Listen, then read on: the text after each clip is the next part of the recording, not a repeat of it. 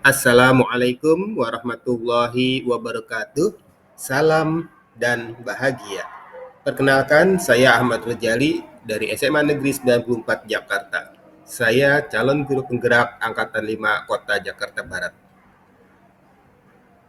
Pada kesempatan ini saya menyampaikan tentang demonstrasi kontekstual dari modul 1.4 mengenai segitiga restitusi. Diana Gosen telah merancang sebuah tahapan untuk memudahkan para guru dan orang tua dalam melakukan proses untuk menyiapkan anaknya untuk melakukan restitusi yang diberi nama segitiga restitusi. Langkah-langkah segitiga restitusi ini yang pertama adalah menstabilkan identitas. Di antaranya adalah menyampaikan kepada peserta, kepada anak yang melakukan pelanggaran bahwa setiap orang pasti pernah melakukan kesalahan atau kamu bukan satu-satunya yang pernah melakukan ini. Langkah yang kedua adalah validasi tindakan yang salah. Bisa dengan menyampaikan bahwa kamu tentu punya alasan mengapa melakukan itu. Atau adakah cara yang lebih efektif untuk mendapatkan apa yang kamu butuhkan? Langkah ketiga, menanyakan keyakinan.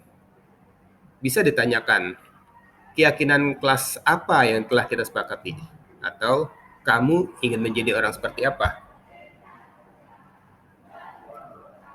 Segitiga restitusi dan kaitannya dengan teori kontrol adalah langkah restitusi yang pertama yaitu menstabilkan identitas. Sesuai dengan teori kontrol, kita semua akan melakukan hal terbaik yang bisa kita lakukan. Langkah kedua dari restitusi adalah validasi tindakan yang salah. Teori kontrolnya, sebuah perilaku memiliki alasan. Langkah ketiga dari segitiga restitusi adalah menanyakan keyakinan. Teori kontrolnya, kita semua memiliki motivasi internal. Bapak Ibu yang berbahagia, saya akan berikan contoh kasus pertama, yaitu di sekolah kami jam KBM pada hari Jumat hanya sampai pada jam ke-6 atau pukul 11.40. Dilanjutkan dengan sholat Jumat bagi yang muslim dan kegiatan kebaktian bagi yang muslimah serta kebaktian bagi yang non-muslim. Setelah itu siswa istirahat dan dilanjutkan kegiatan ekstrakurikuler hingga pukul 15. Pada suatu hari, salah seorang guru piket melaporkan kepada saya bahwa ada siswa yang kabur dengan cara memanjat tembok pagar sekolah pada saat akan dilaksanakan sholat Jumat. Seperti ini praktik restitusinya. Assalamualaikum. Waalaikumsalam, silakan masuk.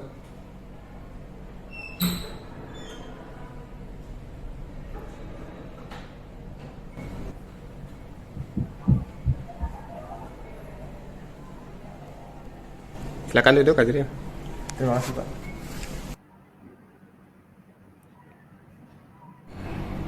Apa kabar, Azril? Alhamdulillah baik, Pak. Saya dengar kamu melanggar tata tertib ya? Iya, Pak. Kalau boleh tahu kejadiannya bagaimana tuh? Waktu kemarin sholat Jumat, saya manjat pagar samping, Pak. Oh, kamu kan muslim ya? Iya. Kamu tidak sholat Jumat? Saya sholat Jumat, Pak. Nah, Tapi saya sholat Jumat di masjid luar. Saya nggak mau sholat Jumat di masjid sekolah, Pak. oh, betul. Apa alasan kamu mau sholatnya di masjid di luar sekolah? Kalau di masjid sekolah tuh sempit, Pak. Desek-desekan. Saya Oh. jadi nggak khusyuk. Oh gitu, ya.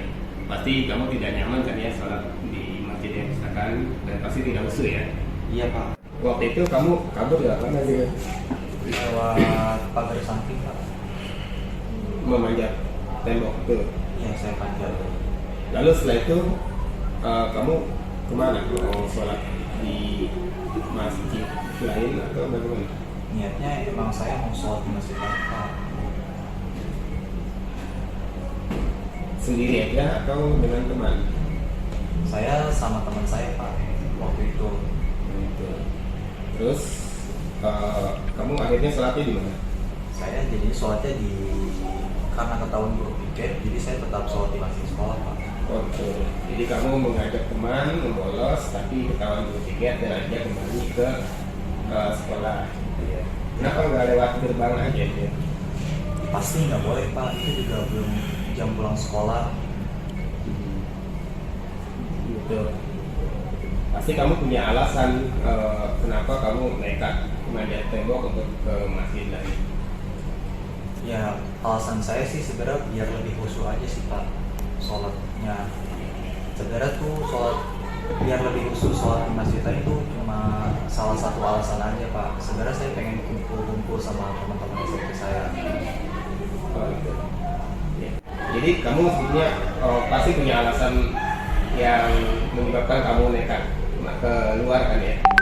Iya Pak, sholat di masjid tadi tuh lebih khusyuk, terus lebih nyaman juga. Oh iya. Ya memang sholat itu kan harus khusyuk karena kita sedang menghadap kepada Allah ya dan dalam berdialog kepada Allah. Itu kan ya. Jadi kamu sholat di masjid luar atau di masjid sekolah? Nggak jadi di luar Pak, kan saya ketahuan guru piket. Jadinya saya tetap sholat di masjid sekolah Pak. Oh gitu. Itu kamu kembali ya gitu. Sebetulnya kan kamu bisa saja tetap membolos keluar nekat gitu ya. Jadi karena kamu ketahuan, jadi akhirnya kamu kembali lagi. Dan ya saya bersyukur kamu bisa kembali seperti itu. Kamu juga untuk kamu bisa kembali karena kalau tidak ya kan mungkin kamu akan bukan akhirnya sekolah yang terkena dampaknya. Sebenarnya sholat di masjid lain itu cuma salah satu alasan saya aja Pak. Alasan utama saya manjat pagar ya pengen kumpul sama teman-teman SMP. Oh gitu. Nah sekarang coba perhatikan ya tindakan kamu membolos itu dengan lompat pagar, mengajak teman bolos. Kira-kira menurut kamu yang kamu lakukan itu sesuai nggak dengan keyakinan kelas atau prinsip kamu? Enggak Pak, saya tuh nyesal ngelakuin itu Pak. Sebenarnya sih saya pengen jadi siswa yang baik dan teladan Pak. Oh itu. Jadi keyakinan atau prinsip mana yang menurut kamu tidak sesuai dengan keinginan kamu? Sebetulnya saya ingin menjadi siswa yang baik Pak, yang taat agama, kayak sholat Jumat, terus itu juga udah jadi tugas saya kan sebagai seorang muslim. Saya juga nggak ingin merusak rasa apa ya Pak, rasa kebersamaan di sekolah ini. Jadi sebenarnya kamu yakin gak sih sebenarnya dengan sholat bersama di sekolah itu ya sangat penting gitu karena berarti kan menghargai teman-teman yang lain yang sama-sama nanti pulangnya bareng sehingga kebersamaan itu muncul. Kamu itu penting gak sih? Menurut saya sih penting juga sih Pak. Yakin ya? Insya Allah saya yakin Pak. Oke, jadi saya juga setuju ya bahwa kita harus memiliki rasa kebersamaan, saling menghargai dan lain-lain. Nah, tapi ada yang lebih penting ya, yang harus kamu lakukan ketika rasa malas atau rasa ingin bolos ya, itu muncul. Kira-kira apa yang harus kamu pikirkan? Saya sih, menurut saya harus berpikir tentang tanggung jawab Pak. Dan saya harus saling menghargai orang lain agar memiliki rasa kebersamaan. Oke, jadi kalau prinsip kamu sudah seperti itu keyakinannya, sekarang saya mau tanya ya, kamu bersedia memperbaiki masalah ini? Saya bersedia dan siap menjadi orang yang bertanggung jawab dan taat ibadah Pak. Oke, nah seandainya kamu berhasil memperbaikinya ya, kira-kira kamu akan menjadi murid yang seperti apa? Saya ingin menjadi murid yang baik, teladan, dan kalau bisa saya ingin menjadi contoh bagi siswa lain agar bisa berbuat baik dan tak kurang. Seandainya kamu sudah jadi seperti itu, bagaimana rasanya? Ya senang Pak, apalagi kan kita udah bisa jadi contoh bagi orang lain tuh senang banget. Oke, ya, jadi kita sepakat ya bahwa yang kemarin itu kamu menyalahi prinsip dan kemudian kamu sudah bersedia untuk memperbaikinya dan kamu juga bisa membayangkan kamu akan menjadi seperti apa kalau kamu mengikuti prinsip-prinsip kamu. Jadi bagaimana caranya kamu bisa bisa merubah yang tadi itu? Ya, saya pengen menemukan diri saya sendiri sebagai siswa yang baik. Saya ingin menjadi orang yang bertanggung jawab di hidup. Oke, ya semoga berhasil dan apa yang kamu harapkan perubahan ini terjadi dan kamu menjadi orang yang seperti kamu bayangkan tadi sesuai dengan prinsip dan keyakinan kelas. Oke. Amin. Terima kasih. Terima kasih juga. Ya. Oke, semoga sukses ya. Selamat belajar. Terima kasih, Pak. Bapak Ibu guru yang hebat. Demikian tadi penerapan segitiga restitusi dalam menangani kasus pertama. Berikut kami sampaikan testimoni dari pelaku segitiga restitusi. Assalamualaikum warahmatullahi wabarakatuh. Perkenalkan, nama saya Azril Aska Habibila dari kelas 11 MIPA 3. Kesan saya mengenai penanganan kasus yang dilakukan Bapak Ahmad Rojali menggunakan langkah-langkah segitiga restitusi yang sangat tepat sekali. Saya jadi menyadari pentingnya keyakinan kelas, sehingga akan dapat menyadarkan perilaku saya apabila tidak sesuai dengan keyakinan kelas tanpa memberikan hukuman, tetapi menumbuhkan kesadaran dari dalam sendiri. Assalamualaikum. Beberapa siswa melaporkan kepada wali kelas bahwa ada siswa berkebutuhan khusus dibully oleh teman-temannya yang merupakan satu tim dalam kelompok kerja atau kelompok belajar dengan cara setiap ada tugas kelompok dari guru, mereka menyerahkan kepada siswa berkebutuhan khusus tersebut untuk mengerjakan sendiri dan mereka tidak mau ikut mengerjakannya. Pada saat yang lain, ada orang tua siswa yang menghubungi sekolah untuk menyampaikan keluhannya bahwa anaknya di rumah gelisah, merasa tidak nyaman, dan cenderung melakukan hal-hal yang tidak dapat dikontrol oleh dirinya sendiri karena memang termasuk anak yang berkebutuhan khusus. Dari kasus ini, saya lakukan praktik segitiga restitusi.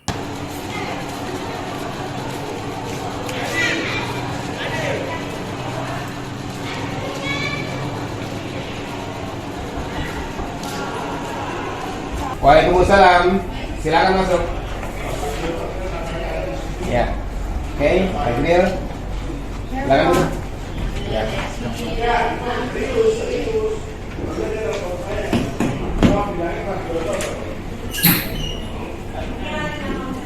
Apakah kalian semuanya?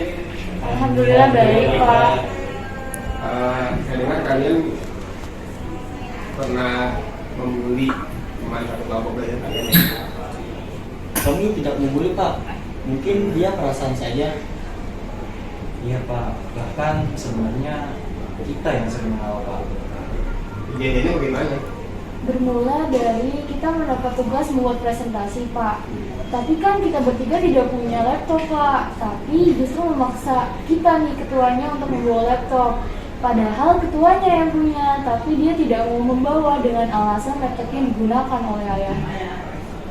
Betul, Pak. Kita bukannya nggak mau ngerjain tugas, Pak. Cuma hanya ketua aja yang punya laptop. Yang membuat kami jengkel adalah ketika dia merasa capek karena menanggung 3 orang bodoh di dalam kelompok ini. Ya, dibilang gitu ya jelas kami marah lah, Pak. Oh iya benar, saya juga akan marah kalau tidak seperti itu. Kemudian pada saat itu apa yang kalian lakukan? Ya, saya langsung bilang, Pak, kalau kami bodoh, kamu saja yang mengerjakannya sendiri. Kalau laptopnya nggak ada, jual saja ginjal kamu. Nanti kita ganti dengan ginjal ayam. Oh gitu. Kamu bilang gitu pasti ada alasan kan? Iya lah, Pak, masa saya diem aja dikatakan manusia bodoh? Ya wajar lah, itu kan masalah harga diri ya. Dan wajar juga kalau kamu mempertahankannya. Untung kamu tidak melakukan hal lain yang lebih buruk, ya. Hanya membalas dengan kata-kata. Iya betul, Pak, untung kami masih bisa sabar dan hanya membalas dengan kata-kata saja. Padahal kami bertiga yang sering dikata-katain, Pak. Tapi kami mengalah karena kami tahu dia termasuk siswa yang berkebutuhan khusus. Nah, bagus itu. Kamu memilih untuk bersabar dan mengalah dan tidak melakukan hal yang lebih buruk lagi. Seperti itu kan ya? Iya, Pak. Oke, sekarang coba kamu perhatikan. Tindakan kalian itu membalas ngatain dengan kata-kata yang tidak baik. Kira-kira sesuai nggak dengan keyakinan kelas atau prinsip kalian? Enggak, Pak. Jadi keyakinan dan prinsip mana yang tidak sesuai dari hal yang kamu inginkan?